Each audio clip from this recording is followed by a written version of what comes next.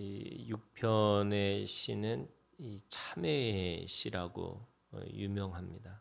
그러니까 회개를 촉구하는 또는 우리가 하나님 앞에 다시 돌아서서 하나님 앞에 나아갈 수 있는 그런 기도문이라고 할 수 있죠. 오늘 다윗은 이 하나님 앞에 회개하고 또 하나님 앞에 돌아서겠다라고 하는 것을 오늘 이 고백을 합니다. 이거는 내면적으로는 지금 자신의 가지고 있는 죄 가운데 있다는 거예요. 그런데 그 죄 가운데 있는 상황에서 바깥에서는 자신을 대적하는 원수들이 있다 이렇게 얘기합니다. 그러니까 안팎으로 자신의 그런 곤고함을 고백하고 있는 거죠. 자신의 내면이 하나님 앞에 평안하면 아무리 대적이 있어도 그것이 두렵지 않죠. 그런데 지금 스스로도 하나님 앞에 지금 무너져 있는 상황이고 그래서 지금 자기의 마음도 그렇고 몸도 그렇고 다 무너져 있는 상황입니다. 거기에다가 지금 악을 행하는 대적들이 또는 원수들이 자신의 주위를 둘러싸서 지금 상황 속에서 고소하고 있는 거죠. 그러니까 네가 하나님 앞에 죄가 있기 때문에 네가 지금 이렇게 당하고 있는 거다. 이렇게 이야기를 하고 있는 겁니다. 1절에서 3절에 지금 자신의 그런 자신의 가지고 있는 처지를 고백합니다. 자신이 지금 하나님의 분노 가운데 또 하나님의 진노 가운데 책망받고 징계받고 있는 그런 마음이 상태가 있어요. 그래서 내가 수척하였사오니 몸도 지금 무너져 있습니다. 거기다가 나의 뼈가 떨리오니 나를 고치소서. 나의 뼈가 떨리오니 완전히 그냥 뼈까지 그런 그 녹는 것 같은 느낌의 그런 자기의 절망 가운데 있는 거죠. 그랬더니 나의 영혼도 매우 떨리나이다. 여호와여 어느 때까지니까. 지금 자신의 영혼 그러니까 자기의 마음과 몸도 그리고 자신의 영혼도 완전히 무너져 있는 그런 상황이죠.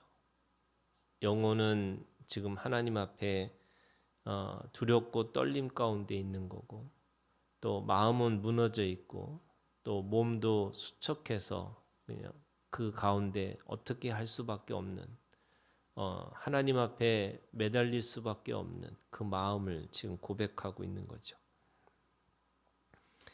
그러면서 4절에 여호와여 돌아와 나의 영혼을 건지시며 주의 사랑으로 나를 구원하소서.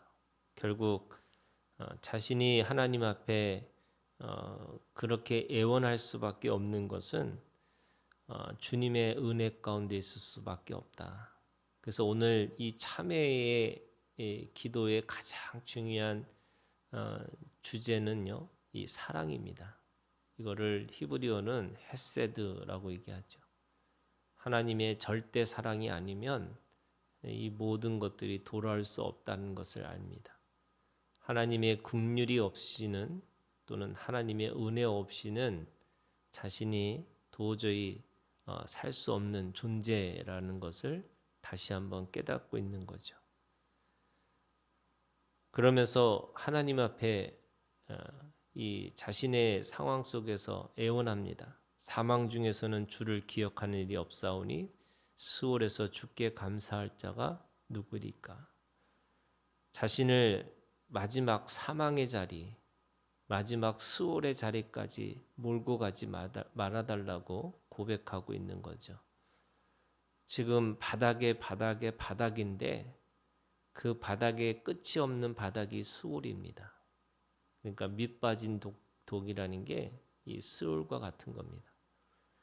그러니까 밑 빠진 독과 같은 끊임없이 추락하는 그 상황 속에서는 또는 이 영원한 이 육신의 죽음 가운데서는 하나님을 노래할 수 없으니까 주님이 그 사망의 자리에서 그 수월의 자리에서 나를 건져달라고 그렇게 고백하고 있죠. 6절에 내가 탄식함으로 피곤하여 밤마다 눈물로 내 침상을 띄우며 내 요를 적시나이다. 침상을 띄운다. 이 눈물이 넘치니까 그 눈물이 그 침상을 띄울 수 있을 만큼, 그러니까 눈물의 바다가 된 거죠. 그러니까 눈물의 바다가 결국 주님 앞에 회개하고 또 하나님 앞에 회심하고, 그래서 하나님 앞에 이 사랑을, 하나님의 사랑을 애원하는 그런 마음으로 주님 앞에 울고 있다, 이렇게 고백하고 있는 거죠. 얼마나 울었냐면 7절에 내 눈이 근심으로 말미암아 쇠하며, 눈이 나빠질 정도로 눈물을 흘렸다는 거예요. 내 모든 대적으로 말미암아 어두워졌나이다. 눈이 어두워질 정도로, 그러니까 앞을 볼 수 없을 정도로 자신의 눈물이 그렇게 있다라고 얘기하는 거죠. 그러면서 갑자기 이 8절부터 10절까지 지금 1절부터 7절까지는요. 하나님 앞에 자신의 상황을 고백하고 그 상황 속에서 하나님의 사랑을 간구하고 있는 기도를, 눈물의 기도를 드렸다라고 했더니 갑자기 상황이 반전이 됩니다. 먼저 된 자가 나중되고 나중된 자가 먼저 되는 것처럼 자신의 그 밑바닥, 도저히 이 떨어질 구멍이 끝이 없을 정도로 떨어지는 이 나락의 상황 속에서 하나님께서 기도를 들으셨다는 거예요. 그래서 8절에 이렇게 얘기합니다. 악을 행하는 너희는 다 나를 떠나라. 여호와께서 내 울음소리를 들으셨도다. 하나님이 들으셨다라는 확신이 생긴 거죠. 하나님의 은혜가 내려진 겁니다. 우리가 기도라는 것은 어떠냐면 하나님의 음성이 들릴 때까지 기도하는 거죠. 그러니까 우리가 그냥 한 말씀이면 되는 거예요. 많은 소리, 많은 그를 원하는 것이 아니고요. 그냥 예수님도 그 세례를 받으시면서 또는 그 변화산에서 십자가를, 이 예루살렘을 향해서 십자가를 지고 가려고 하는 그 상황 속에서, 또는 자신의 그 3년의 사역을 시작하시면서 하늘에서 소리가 있어 이는 내 사랑하는 아들이요 내 기뻐하는 자다. 이 한 말씀 듣는 거죠.